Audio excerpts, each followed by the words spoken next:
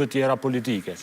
Andaj, nuk menoj që në asnjë mënyrë duhet opozita të dorëzohet përballë këtij procesi, jo për shkak të pushtetit e karrikave, por nuk duhet lejojmë që të kemi pushtete të tilla e ambicie të tilla të askujt qoftë nesër edhe të dikujt prej neve, i cili mendon që duhet t'i merr gjitha pushtetet në vend, t'i kontrollon, t'i mbikëqyre, t'i urdhënon, t'i orienton gjithçka. Domethënë, kështu që besoj që e dim gjithë edhe mënyrën e kësaj qeverisë se si ka funksionuar.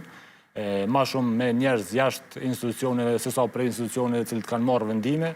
Kështu që është momentum që do të duhet të shfrytëzohej prej gjitha subjekteve të opozitës që kemi qenë, bashkarisht për me ardhur te një zgjidhje gjitha këtyre ose formimit të institucioneve. Nuk është e lehtë, por mendoj që do duhej absolutisht që kryetari i parlamentit i takon lëvizjes vetëvendosje dhe kryeministri dhe presidenti do duhej të takonte dhe të organizoheshin me një qeverisje të mirë të ndahen mes subjekteve tjera opozitare. Subjektet opozitare të cilat që janë ka bojnë? Janë ka taktizojnë, po ju do këtë herët, duhet mi prit certifikimin e rezultateve, munden me lujt votat e diasporës, apo thjesht veç nevojitet pa kohë me kalu mu qëtësu gjërat mas zgjedhjeve? Parimisht nuk menoj se nevojitet kohë, sepse disa kështu rezultate, po them, dysheme ose tavan të lëndoj quim, dihen.